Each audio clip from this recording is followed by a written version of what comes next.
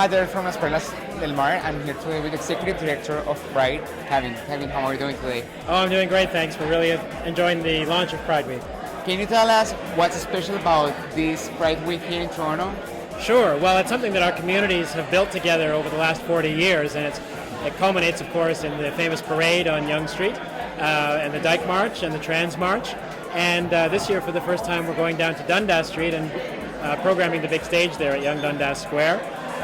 It's also the 15th anniversary of our longest-running festival showcase, which is called Blockorama, which is programmed by and with the Afro-Caribbean diasporic communities. We have Family Pride, we have Clean, Sober, and Proud Place. There's lots of partying going on at Pride, but many people are looking for a space without substances where they can just celebrate their pride.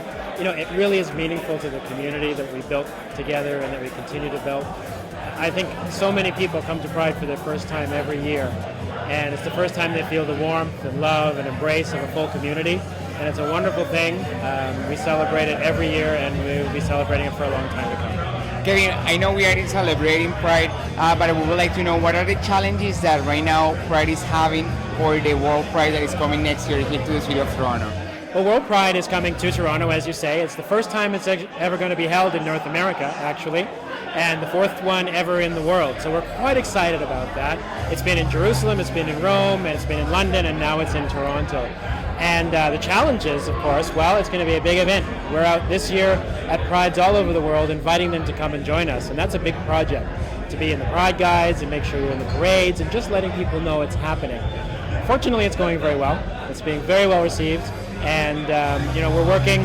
We expect to have a bigger Pride, and the way we're going to do that, again, one of the challenges that we're having some success with is working with community groups and some of the arts and culture institutions to make sure there's a full week of programming downtown and across the city for people who are coming from all over the world.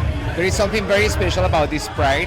This Pride is that what you were saying there, 95% of the performers are from the community here in Toronto. We're a very talented country. We have a lot of people coming here.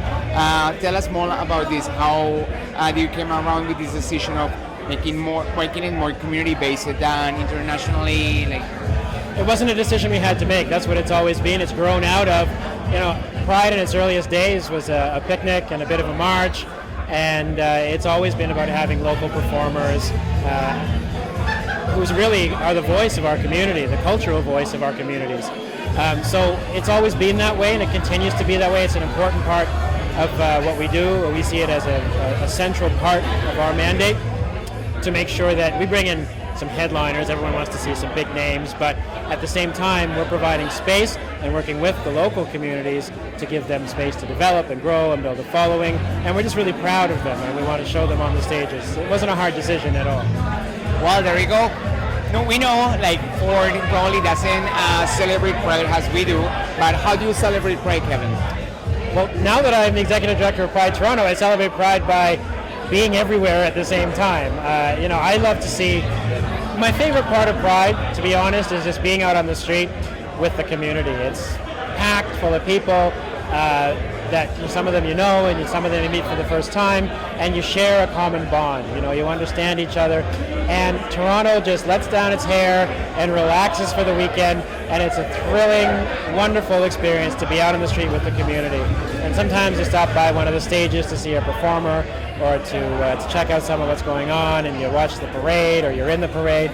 But really, for me, it's just about seeing people out together. There you go. Well, if you haven't planned your weekend or your week, you can totally come to Toronto and join us not only for Pride 2013, but also get ready for the World Pride 2014 here in this amazing city, the city of Toronto. Thank you, Kevin. Thank you. It's my pleasure.